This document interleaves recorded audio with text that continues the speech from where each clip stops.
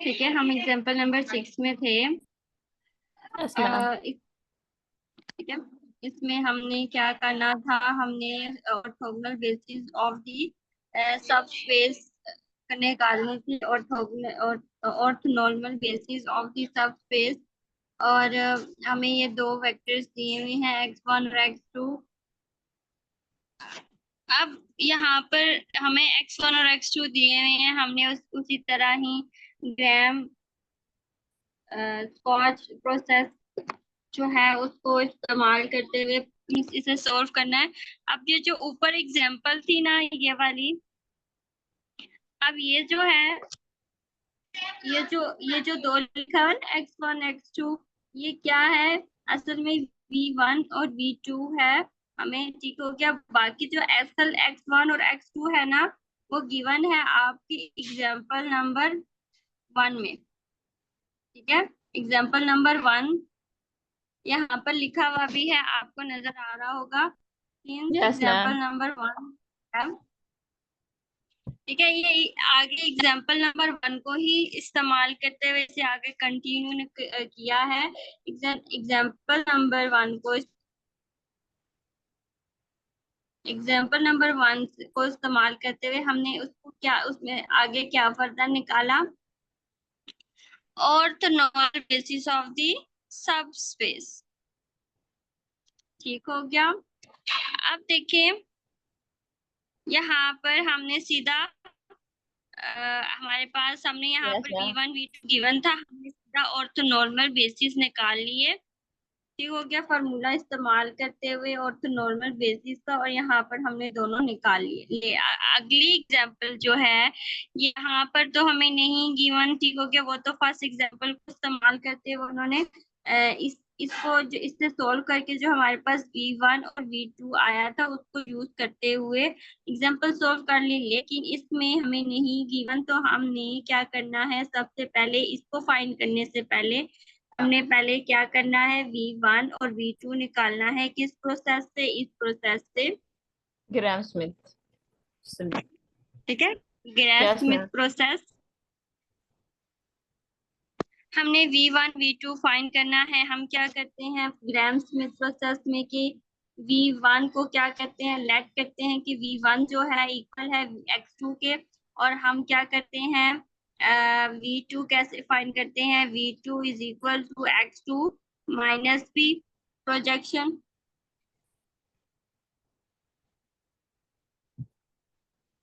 ठीक है, यहाँ पर नीचे देखें, लगा हुआ यहाँ पर फॉर्मूला लिखा हुआ है, यस से मैम। फाइंड। ठीक है, हमने सारी चीजें पुट की, पुट करने के बाद एट द एंड हमारे पास क्या आंसर आएगा, v2 का। ये क्या है हमारे पास, v2। जब हमारे पास v1 और v2 आ गए, देन हमने कौन सा फॉर्मूला लगाया, ऑर्थोनॉर्मल बेसिस का। ऑर्थोनॉर्मल बेसिस का क्या फॉर्मूला है, ऑर्थोनॉर्मल बेसिस का हमारे पास फॉर्मूला है u1 is equal to v1 divided by v1 का डिस्टेंस। यही फॉर्मूला है ना, यस मैम। हमने इसको लगाया। ठीक हो गया, हमने इस फार्मूले को इस्तेमाल करते हुए यहाँ पर ये जो पहले जो सोल्व होकर फाइंड हुआ है ना, ये दरअसल ये ऑर्थोनॉर्मल बेसिस के फार्मूले में जो इस्तेमाल होता है, इसलिए उसे ऊपर ऊपर ही फाइंड किया हुआ है। यहाँ पर जस्ट हम क्या करेंगे, इसको पुट कर देंगे। ठीक है, यहाँ से इसके लिए, इस फार्मूले के लिए इसे ऊपर ही फाइंड कर लिया है। v2 का क्या डिस्टेंस, v1 का डिस्टेंस। Yes ma'am. यहाँ पर देखिए, यहाँ पर क्या लिखा हुआ है फार्मूला, ये फार्मूला, ये फार्मूला किसका है, इस विषय स्टैंड कर दे u1, ये क्या है u2 का फार्मूला। और पुट करने के बाद हमारे पास ये आंसर आ गया ऑर्थोनॉर्मल का। Orthonormal basis for w, w क्या है, सबस्पेस। ठीक हो गया, बात समझ आई आपको, ये क्वेश्चन समझ आया। Yes ma'am. Yes ma'am. Okay, good हो गया। Theorem: if A is an M cross N matrix with linearly independent columns, that A can be factored as A is equal to QR, where Q is an M cross N matrix whose columns from an orthonormal basis for column A, and R is an N cross N upper triangular intertable invertible matrix with positive entries on its diagonal.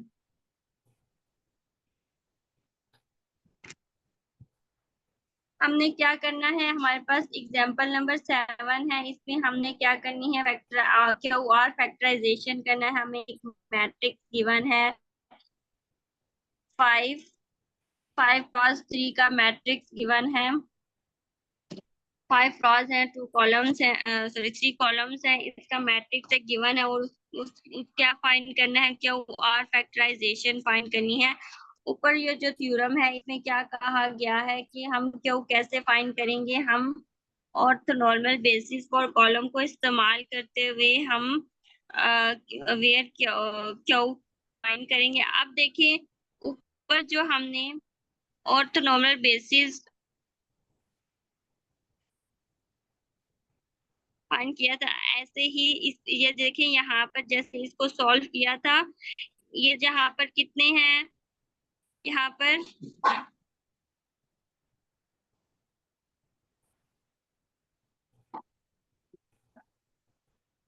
ठीक है, यहाँ पर हमारे पास x1 है, x2 है, x3 है।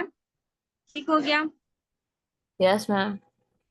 x1 है, x2 और x3। Yes ma'am. अब हमने इसको, आपने क्या करना है, यही ग्रॉस स्मिथ प्रोसेस को इस्तेमाल करते हुए क्या करना है, फाइंड v1 v2 और v3। Yes ma'am. ठीक हो गया। और इसको करने के बाद फिर आपने क्या करना है, u1 निकालना है, u2 और u3। इसको इस्तेमाल करते हुए ऑर्थोनॉर्मल बेस फॉर w इस्तेमाल करते हैं आपने ये w1 w2 और w3 फाइंड करना।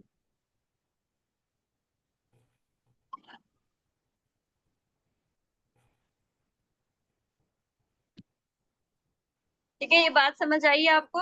ये मैं इसलिए बता रही हूँ, इधर नीचे नहीं नहीं सॉल्व यस। किया, जस्ट आंसर आंसर दिया हुआ है। ठीक है, ये Q is equal to this, ये अप्लाई करें और फिर आगे ये जो यस है मैम। आंसर दिया हुआ है, इसे नहीं सॉल्व किया हुआ, जस्ट कहा क्या है कि हमने ये जो ऑर्थोनॉर्मल बेसिस को फाइंड किया, क्या ग्राम स्मिथ प्रोसेस को इस्तेमाल करते हुए हमने क्या निकाला, क्यू निकाला। Yes ma'am. ठीक है, ये क्यू कैसे आया ये मैंने आपको बता दिया है। जो हमने पीछे सारा स्टेप किया था ग्राम स्मिथ प्रोसेस, उसको इस्तेमाल करना है। फिर उसके बाद जब हमने ऑर्थोनॉर्मल बेस निकाला था, वो ग्राम स्मिथ को इस्तेमाल करते हुए हमने जो निकाला था ऑर्थोनॉर्मल बेसिस, इसको ये निकालना है। निकालने के बाद आपके पास मैम। ये आ जाएगा। ठीक हो गया। Yes ma'am. मैम जी, ये वाला टॉपिक कितना रहता है अभी? ये वाला टॉपिक तो एंड है, ये आखिरी था। क्या आगे लीस्ट स्क्वायर सॉल्यूशन स्टार्ट हो जाएगा।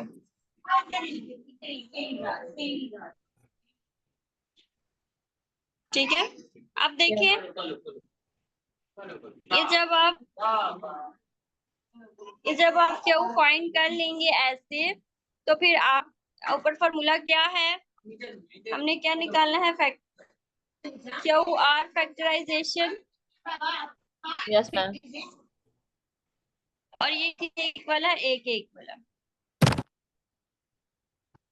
मैम ये जो क्यू आर फैक्टराइजेशन निकालेंगे हम, इधर तो सिर्फ हमें ये मैट्रिक्स दिया हुआ है ना, मैट्रिक्स। हम्म हम्म मैट्रिक्स दिया हुआ है ना, ये मैंने अभी आपको समझाया है। ये मैम आपने समझ आया है कैसे निकाला है नीचे क्यों? वो मैम जी मेरी आंख लग गई थी, और रात कमी की वजह से नहीं ना सोई, पता ही नहीं चला, आंख लग गई थी। अच्छा ठीक है, हम ये एग्जाम्पल करते हैं। लीस्ट स्क्वायर हम कल कर लेंगे, ठीक हो गया? आप एक्टिव नहीं हो तो फिर समझाने का फायदा नहीं होगा। Yes ma'am. मैम ने क्यू हो आर गया। एक दफा दोबारा बता दें, क्यू आर फैक्टराइजेशन मैं नोट भी कर ली। हाँ, अब नोट करो। क्यू आर फैक्टराइजेशन हम कैसे निकालेंगे? हमारे पास ए गिवन है, ठीक है, ए मैट्रिक्स गिवन है 5 क्रॉस 3 का, ठीक है, यस 5 मैम। क्रॉस है और 3 कॉलम्स है। Yes ma'am. हमने क्या करना है? ग्राम स्मिथ प्रोसेस को अप्लाई करना है और नॉर्मल बेसिस। हमने क्या किया था? इसमें हमने क्या करना है? V1 V2 और V3 फाइंड करते हैं ना। Yes ma'am. इसको फाइंड करने के बाद फिर आपने U1 U2 और U3 फाइंड करना। Yes ma'am.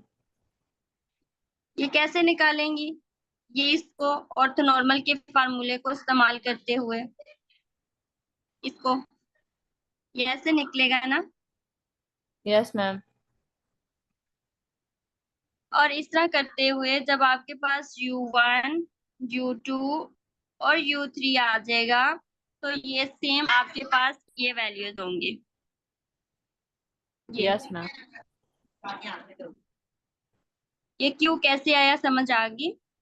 Yes ma'am. Okay. जब आपके पास ये क्यू आ जाएगा, हमारे पास ऊपर क्या गिवन था? हमारे पास था आर क्यू इक्वल है ए के। अब देखिए यहाँ पर क्यू, यहाँ पर क्या लिया? क्यू का ट्रांसपोज लिया, या ये क्यू इस तरफ गया, क्यू का क्या हो गया? ट्रांसपोज। अब क्यू का ट्रांसपोज लिया, उसको ए से मल्टीप्लाई करना है, वो हमारे पास क्या आ जाएगा? और आर। तो अब हमारे पास क्यू ये गिवन है, ये क्यू गिवन है, यस मैम। इसका लेना है आपने ट्रांसपोज और मल्टीप्लाई कर देना है ए से। तो आपके पास क्या आ जाएगा? ये आ जाएगा,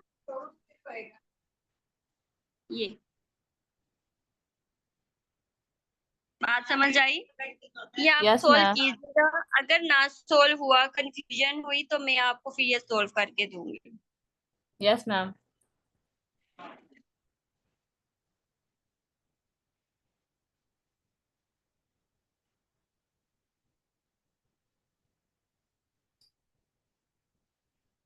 आगे एग्जाम एक्सरसाइज स्टार्ट होगी है, ओके मैम। ठीक हो गया? Yes ma'am. आप इसे सोल्व कीजिएगा, कोई कंफ्यूजन नहीं तो पूछिएगा। और ये एक्सरसाइज के क्वेश्चन डिस्कस करने हैं या कर लोगे? मैम मैं कर लूंगी, मैं ओके। कल ये आपको करके सेंड भी कर दूंगी ना, जितनी एक्सरसाइज करूंगी ना कल सभी इनकी पीडीएफ बना के आपको सेंड कर दूंगी। ओके, मैं चेक कर आप फिर लूंगी। चेक कर लीजिएगा इसमें मेरी क्या मिस्टेक है। ओके, और मैं आपकी चेक कर लूंगी। और वैसे इसका आई थिंक सोल्यूशन पड़ा हुआ होगा गूगल पे, क्या मैं सर्च करूंगी, इसका सोल्यूशन पड़ा हुआ हो, ऐसे आप सोल्व कीजिएगा, ठीक है? मैं चेक कर लूंगी। Yes ma'am. ओके।